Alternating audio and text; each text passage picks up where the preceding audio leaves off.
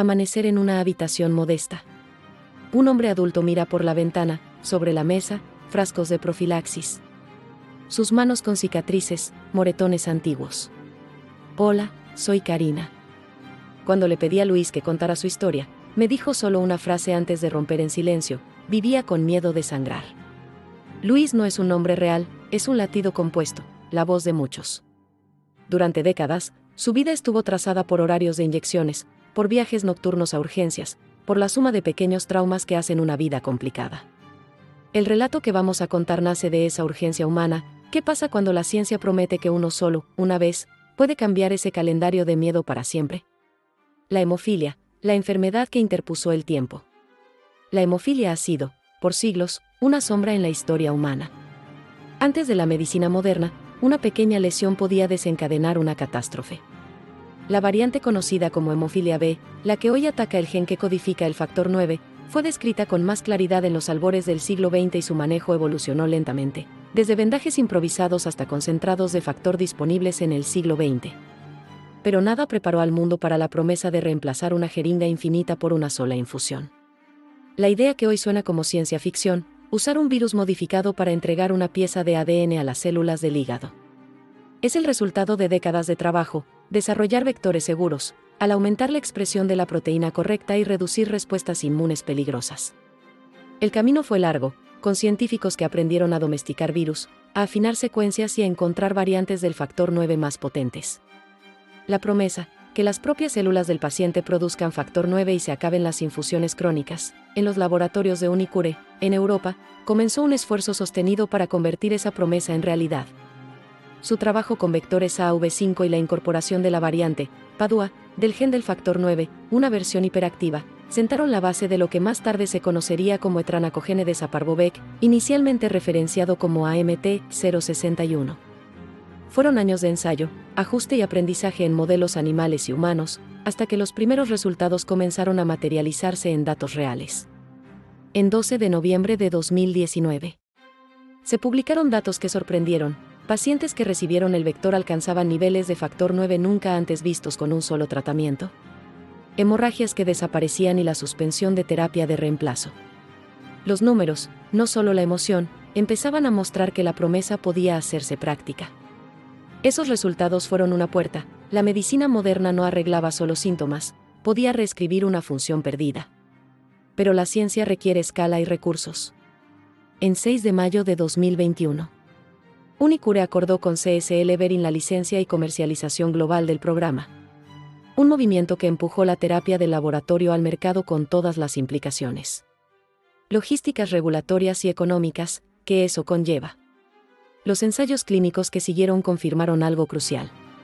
La terapia no era solo un pico pasajero de factor 9, en muchos pacientes, la elevación se mantenía. Y las hemorragias se reducían drásticamente. Publicaciones en revistas médicas de alto impacto documentaron estos efectos, mostrando una nueva alternativa real a las infusiones periódicas. Portada de prensa con titulares sobre una aprobación histórica. El 22 de noviembre de 2022, la aprobación regulatoria en Estados Unidos transformó ese laboratorio en una nueva realidad clínica. Engenix llegó a la práctica médica como la primera terapia génica aprobada para la hemofilia B. Fue un triunfo científico y un momento de esperanza para muchos pacientes, pero también abrió otra puerta, menos amable, la del precio y la sostenibilidad. La compañía publicó un precio por dosis única que conmocionó al mundo de la salud. $3.500.000.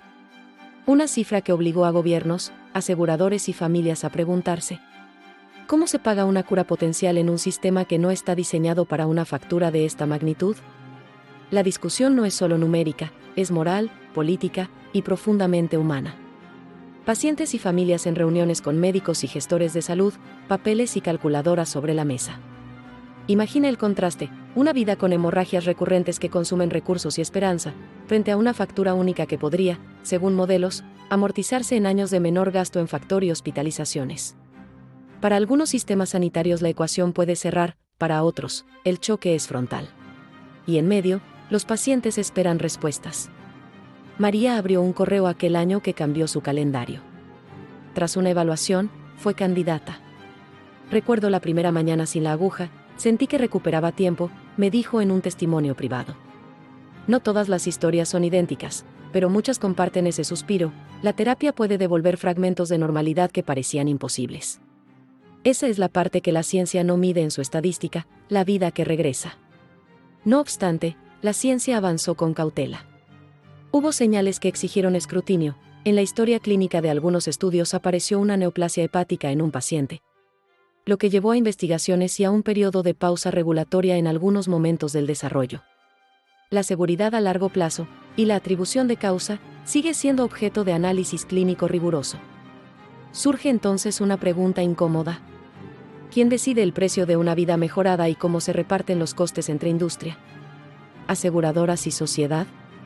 En las salas de decisión se miden probabilidades, años de vida ajustados por calidad y la presión de la opinión pública.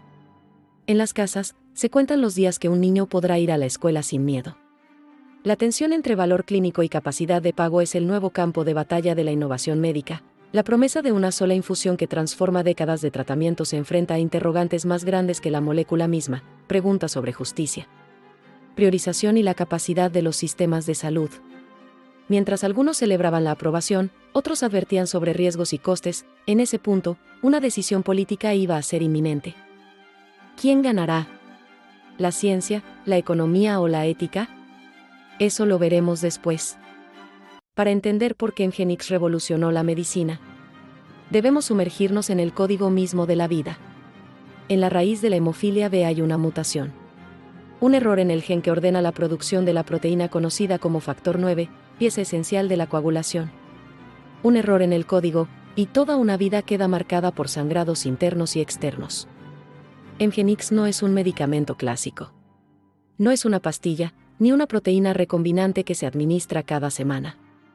Es un vector viral, un virus adenoasociado, modificado para no causar enfermedad, que sirve de mensajero.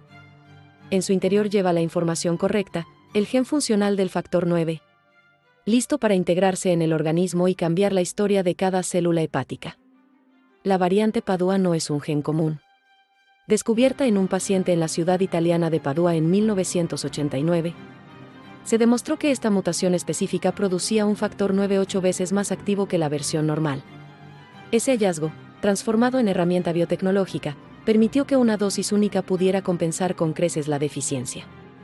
Entre quienes lideraron la investigación clínica figuran nombres como la doctora Annette von Drygalski, especialista en hemofilia en la Universidad de California en San Diego, y el Dr. Stephen W. Pipe, de la Universidad de Michigan. Sus publicaciones y presentaciones marcaron los pasos de validación científica que dieron confianza a la comunidad médica. El procedimiento clínico es tan simple en apariencia como profundo en sus consecuencias. Una infusión única, que dura alrededor de 1 hora, y en teoría puede proteger de por vida. No hay pastillas que tomar cada día. No hay inyecciones que repetir cada semana. Hay un antes y un después. Los datos hablaron por sí solos, en la mayoría de los pacientes tratados. Los niveles de factor 9 aumentaron a porcentajes suficientes para prevenir sangrados espontáneos. Más del 90% pudo suspender su terapia de reemplazo regular. Era la validación de un sueño que parecía imposible: pasar de la dependencia eterna de medicamentos a una sola sesión en la vida. Un paciente sentado en su casa, mira su refrigerador vacío de viales de factor, y sonríe.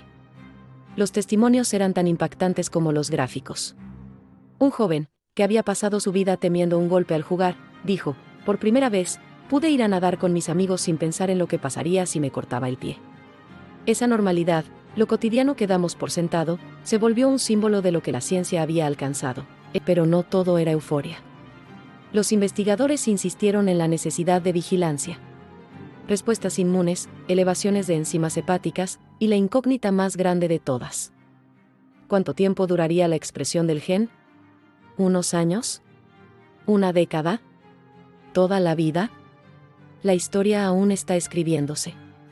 En paralelo a los logros clínicos, la discusión sobre el precio explotó en titulares. $3.500.000 por una sola dosis. La compañía argumentaba que equivalía a una década de costos evitados en tratamientos convencionales, hospitalizaciones y complicaciones. Pero para el público general, la cifra sonaba como ciencia ficción económica. Solo se ve un archivo confidencial iluminado por una lámpara: resultados preliminares, fase 3. La pregunta que surgió en pasillos médicos y salas políticas fue inevitable: ¿estamos ante una cura definitiva o ante una apuesta que podría desvanecerse en el tiempo? La línea entre esperanza y riesgo se volvió difusa, y el mundo observaba con cautela cada nuevo dato. Porque cada sonrisa nueva depende de una decisión monumental. ¿Qué sistema de salud puede asumir un costo tan alto para tan pocos pacientes? Entre la promesa y la duda, la batalla apenas comienza. Primeras pruebas, entre la fe y el riesgo. A comienzos de la primera década del 2000, un puñado de pacientes aceptó formar parte de algo nunca antes visto: recibir un virus dentro de su propio cuerpo. No había certezas, solo la esperanza de vivir sin hemorragias constantes. El ensayo clínico comenzó con un pequeño grupo. Una inyección intravenosa, aparentemente simple, escondía el poder de reescribir el destino genético. Los médicos observaban cada segundo como si fuera una eternidad. La aguja penetra lentamente, mientras los ojos de los científicos se fijan en los monitores. La respiración contenida llena la sala. Durante semanas, los voluntarios fueron vigilados día y noche. Los niveles del factor 9 comenzaron a aumentar en algunos pacientes. No era un milagro inmediato. Pero los primeros signos de eficacia estaban allí. Sin embargo, no todos los resultados fueron positivos. Algunos pacientes apenas mostraron mejoría. Y en otros, el sistema inmunológico se rebeló contra el virus portador, reduciendo el efecto. La comunidad científica temió que todo quedara en promesas. La pregunta surgía una y otra vez: ¿era ético arriesgar la vida de los pacientes para seguir adelante? La historia de la terapia génica ya cargaba con fracasos y tragedias pasadas, como la muerte de Jesse Gelsinger en 1999. Sombra seguía presente. Uno de los pacientes, en cámara, describe su experiencia. Antes de Engenix, cada golpe, cada caída, podía matarme. Ahora siento que mi vida, por primera vez, me pertenece. Las farmacéuticas tradicionales observaban desde lejos. El riesgo era inmenso. Un solo error podía hundir la credibilidad de la terapia génica durante décadas. Sin embargo, los avances despertaban la atención del mundo. A pesar de los tropiezos, los ensayos clínicos avanzaron. La ciencia estaba probando que podía reescribir códigos vitales, pero todavía no había una victoria definitiva. El camino era largo, peligroso y costoso. Cada ensayo costaba millones de dólares. Cada dosis experimental era tan valiosa como una fortuna. Y todavía nadie sabía si esa inversión lograría salvar realmente a miles de vidas. Valía la pena arriesgar todo. Dinero, ciencia y vidas humanas, por un sueño que aún podía fracasar. En laboratorios de Europa y Estados Unidos, a comienzos del nuevo milenio, se libraba una batalla que no se veía desde fuera, la de la biología molecular contra sus propios fantasmas. Para crear Engenix, había que responder una pregunta aterradora: ¿cómo convertir un virus en cura sin despertar su lado mortal? La apuesta era el virus adeno-asociado, AAV, un microorganismo diminuto, inofensivo por sí mismo, pero con una capacidad extraordinaria: entrar en las células humanas y dejar allí su mensaje genético. Era, en esencia, un caballo de Troya biológico. Los investigadores lo llamaban el dilema entre vivo y muerto. El virus no podía estar completamente vivo, pues debía ser incapaz de multiplicarse y causar enfermedad. Pero tampoco podía ser totalmente muerto, porque necesitaba conservar su habilidad de transportar el gen faltante. Era un equilibrio tan frágil como caminar sobre un hilo de acero. El AAV fue desarmado pieza por pieza. Se le quitó la maquinaria de reproducción, se le insertó el gen del factor 9, y se probó en células cultivadas. Algunas respondieron con éxito, produciendo la proteína faltante. Otras murieron al no tolerar la intrusión. Cada paso recordaba a los investigadores que estaban jugando con fuego. Bastaba un error para desatar una reacción inmune devastadora, una tormenta en el cuerpo que podía matar al paciente. La sala se llenaba de voces, de aplausos y abucheos mezclados. En conferencias internacionales, científicos se enfrentaban en debates intensos. Algunos afirmaban que la terapia génica era la medicina del futuro, otros la llamaban un experimento irresponsable. ¿Era moral modificar el código de la vida con algo tan incierto? El recuerdo de errores pasados estaba fresco. Y, sin embargo, los investigadores de Engenix respondían con una sola convicción: si no lo intentaban, los pacientes seguirían condenados al dolor y la sangre. En el año 2006, Un pequeño grupo de células humanas modificadas con AAV comenzó a producir factor 9 de manera constante. Era la primera señal tangible de que el sueño podía funcionar en humanos. Pero la pregunta volvía a atormentar: si funcionaba en el laboratorio, ¿respondería igual un cuerpo humano, con toda su complejidad, miedos y debilidades? La ciencia estaba lista para dar el siguiente paso: probar en pacientes reales. El destino de miles de vidas y el futuro de la terapia génica dependían de ello. La prueba decisiva en humanos. Era el año 2011. En un hospital británico, un paciente con hemofilia B se convirtió en la primera persona en recibir la versión experimental del tratamiento que más tarde sería conocido como Hemgenix. Los pasillos estaban cargados de tensión. Cada paso resonaba como si se tratara de un juicio final.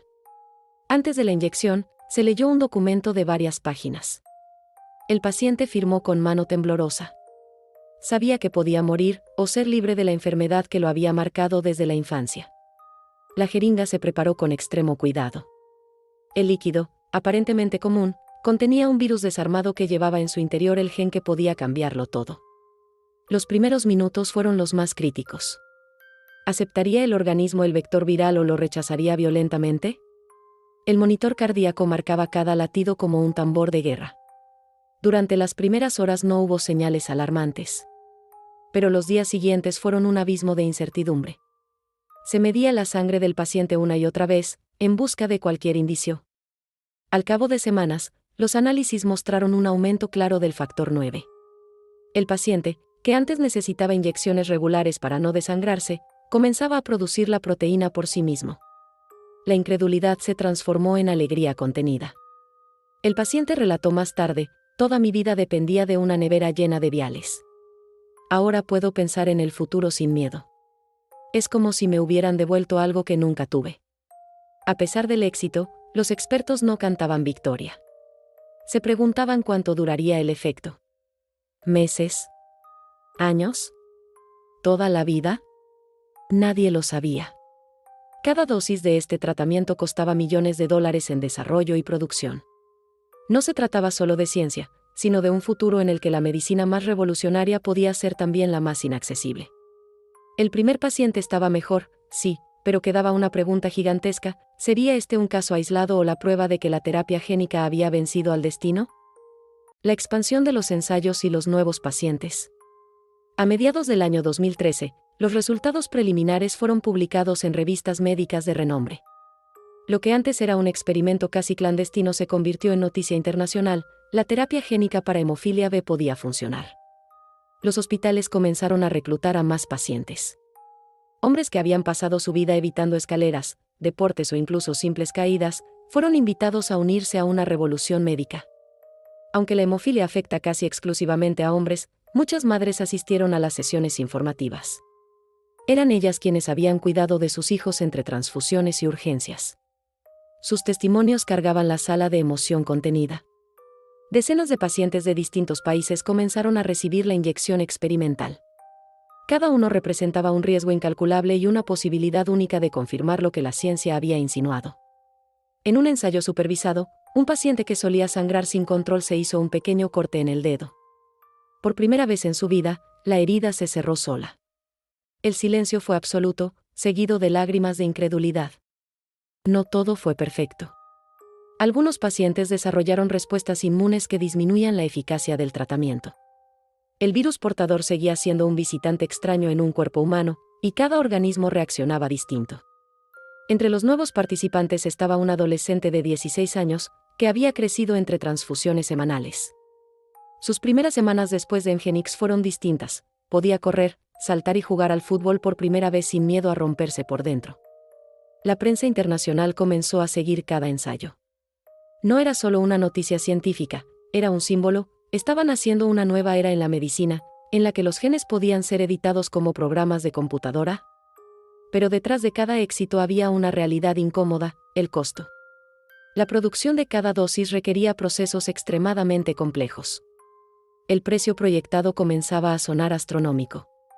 Se hablaba ya de millones por paciente.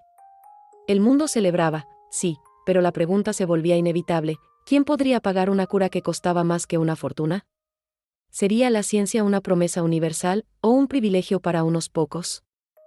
El coste del milagro y la batalla del dinero. En el año 2022, la FDA aprobó oficialmente Hemgenix. El anuncio sacudió al mundo no solo por lo que significaba para la hemofilia B, sino por su precio, más de $3,5 millones por paciente. El medicamento más caro de la historia. La noticia corrió como pólvora. Para unos era un milagro, para otros, un insulto. ¿Cómo podía la salvación estar reservada solo a quienes podían pagar una suma inalcanzable? Un hombre de 30 años con hemofilia B declaró: "Toda mi vida he vivido en riesgo. Ahora existe una cura, pero es como ver un banquete a través de un vidrio. No puedo alcanzarlo". Las farmacéuticas detrás de Hemgenix, CSL Behring y Unicure, argumentaron que el precio reflejaba no solo los años de investigación, sino también el costo de evitar tratamientos de por vida. Un solo frasco, decían, sustituía décadas de terapias repetidas. Las aseguradoras y sistemas de salud entraron en guerra de cifras. ¿Debían cubrir el medicamento más caro del mundo? ¿O rechazarlo y dejar a los pacientes sin acceso? Cada decisión era un dilema entre economía y vida.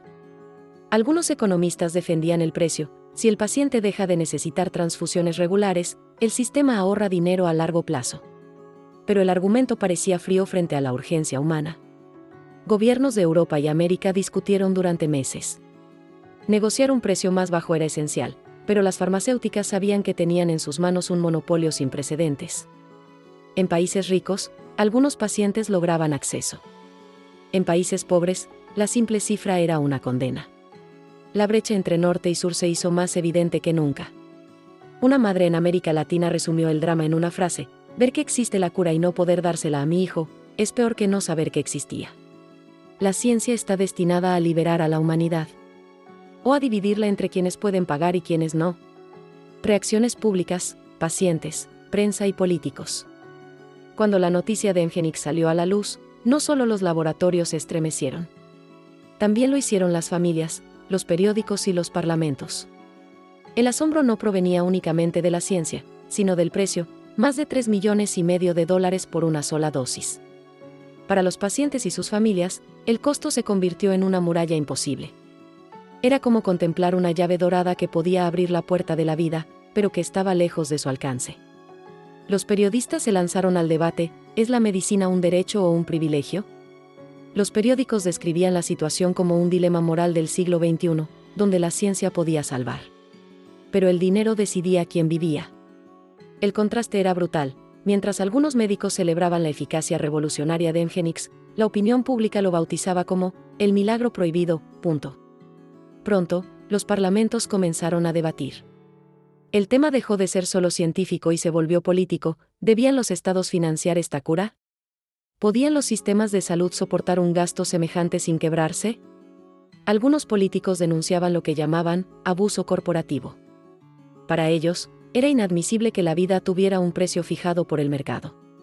Otros, en cambio, defendían a la farmacéutica CSL Behring, alegando que el desarrollo había costado décadas y miles de millones. Los pacientes también alzaron su voz. En diversas ciudades del mundo organizaron protestas, exigiendo que sus gobiernos negociaran con la empresa y les dieran acceso. Las pancartas decían: "Nuestra sangre no tiene precio". Los testimonios se volvieron parte del debate. Daniel, un paciente hemofílico, decía con crudeza: "No pedimos lujos, pedimos vida. ¿Por qué debe ser tan cara la esperanza?". El eco del medicamento llegó a cada rincón, desde programas de televisión hasta foros de bioética. Para algunos, Hemgenix era el triunfo de la medicina moderna. Para otros, era la prueba de que la ciencia había sido secuestrada por el capitalismo. Mientras tanto, la pregunta permanecía: ¿cuánto vale una vida? El fuego del debate apenas comenzaba. Y lo que estaba en juego era más que dinero, era el futuro mismo del acceso a la medicina. En los pasillos del poder y en las calles, el grito era el mismo: justicia. Pero la pregunta crucial estaba aún por resolverse: ¿se podía negociar el precio del milagro, sin poner en riesgo el futuro de la ciencia? Reacciones públicas, pacientes, prensa y políticos. Cuando la noticia de Hemgenix salió a la luz, no solo los laboratorios se estremecieron, también lo hicieron las familias, los periódicos y los parlamentos. El asombro no provenía únicamente de la ciencia, sino del precio: más de $3,5 millones por una sola dosis. Para los pacientes y sus familias, el costo se convirtió en una muralla imposible. Era como contemplar una llave dorada que podía abrir la puerta de la vida, pero que estaba lejos de su alcance. Los periodistas se lanzaron al debate: ¿es la medicina un derecho o un privilegio? Los periódicos describían la situación como un dilema moral del siglo XXI, donde la ciencia podía salvar, pero el dinero decidía quién vivía. El contraste era brutal. Mientras algunos médicos celebraban la eficacia revolucionaria de Engenix, la opinión pública lo bautizaba como el milagro prohibido. Pronto, los parlamentos comenzaron a debatir. El tema dejó de ser solo científico y se volvió político. ¿Debían los estados financiar esta cura? ¿Podían los sistemas de salud soportar un gasto semejante sin quebrarse? Algunos políticos denunciaban lo que llamaban abuso corporativo. Para ellos, era inadmisible que la vida tuviera un precio fijado por el mercado. Otros, en cambio, defendían a la farmacéutica CSL Behring, alegando que el desarrollo había costado décadas y miles de millones. Los pacientes también alzaron su voz. En diversas ciudades del mundo organizaron protestas, exigiendo que sus gobiernos negociaran con la empresa y les dieran acceso. Las pancartas decían: nuestra sangre no tiene precio. Los testimonios se volvieron parte del debate. Daniel, un paciente hemofílico, decía con crudeza: no pedimos lujos, pedimos vida. ¿Por qué debe ser tan cara la esperanza? El eco del medicamento llegó a cada rincón, desde programas de televisión hasta foros de bioética. Para algunos, Engenix era el triunfo de la medicina moderna. Para otros, era la prueba de que la ciencia había sido secuestrada por el capitalismo. Mientras tanto, la pregunta permanecía: ¿cuánto vale una vida?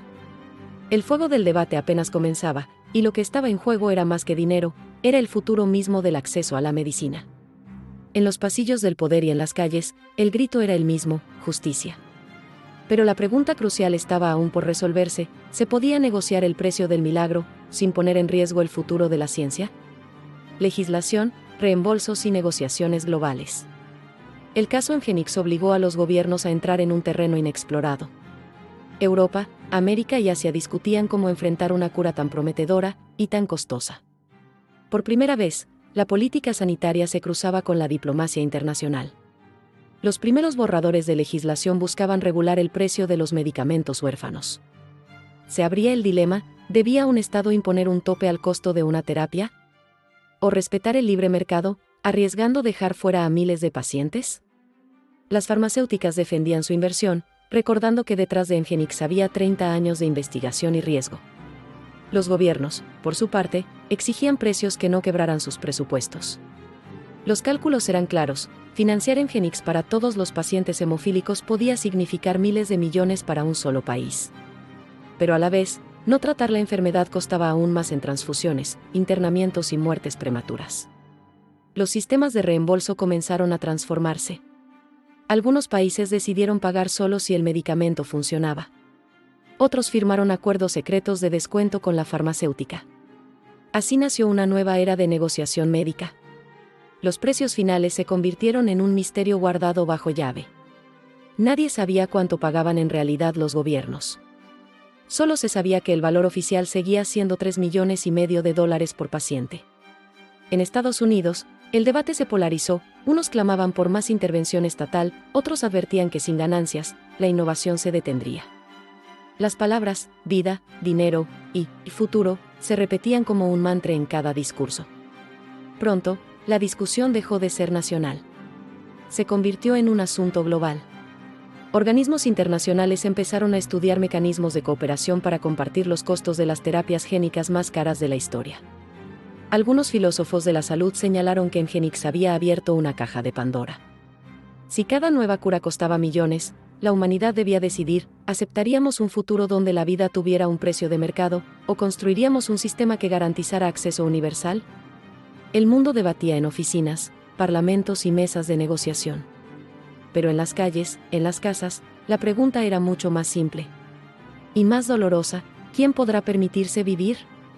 El precio, la política y la esperanza chocaban de frente. Pero aún quedaba la pregunta final: ¿sería este medicamento el inicio de una revolución justa? ¿O la primera chispa de una medicina solo para ricos? Legado y futuro: ¿la medicina será para todos? Tras el impacto de Engenix, el mundo se dio cuenta de que el futuro de la medicina había cambiado para siempre. Ya no se trataba solo de ciencia, sino de quien tendría acceso a ella. El legado de Mgenix no se mide únicamente en dólares, ni en la historia de un fármaco. Se mide en el inicio de una nueva era, la era de las terapias génicas, donde editar el ADN dejó de ser un sueño para convertirse en una opción real. Por primera vez, una sola inyección podía ofrecer lo que antes era imposible, curar de raíz una enfermedad hereditaria. Ese fue el verdadero milagro, más allá del precio. Los investigadores reconocieron que si una compañía había llegado tan lejos, pronto vendrían más. La pregunta ya no era si habría nuevas curas, sino cómo el mundo las pagaría. El caso comenzó a enseñarse en universidades de Derecho, Economía y Medicina. Era un ejemplo perfecto de lo que ocurre cuando la ciencia corre más rápido que la política. Para quienes lograron acceder, la historia fue otra. Sus vidas cambiaron radicalmente, dejaron atrás las transfusiones, los hematomas constantes, el miedo a sangrar. Recuperaron no solo la salud, sino también la dignidad. El debate dejó sembrada una semilla, la necesidad de un pacto global. Una alianza que, en el futuro, podría garantizar que ninguna cura quedara solo en manos de quienes pudieran pagarla. Lo cierto es que Mgenix fue apenas el primero. Detrás de él, una avalancha de nuevas terapias estaba en camino, todas con precios similares, todas con promesas enormes. El futuro se acercaba, y traía consigo el mismo dilema. ¿Será la medicina un privilegio de pocos o un derecho de todos? La respuesta aún no está escrita. Dependerá de la política, de la ética, y de la humanidad misma. Quizá dentro de unas décadas, miremos atrás y recordemos a Mgenix no como el medicamento más caro del mundo, sino como el punto de partida de una revolución médica que prometió lo más valioso, la vida. El precio del milagro sigue siendo discutido. Pero la verdadera pregunta que nos deja es mucho más profunda: ¿qué clase de humanidad queremos ser? ¿Una que pone precio a la esperanza, o una que la comparte con todos? Si te gustó este video, compártelo con alguien que ame la ciencia, dale like y suscríbete. Y recuerda, la información es poder, y la salud, lo más valioso que tenemos.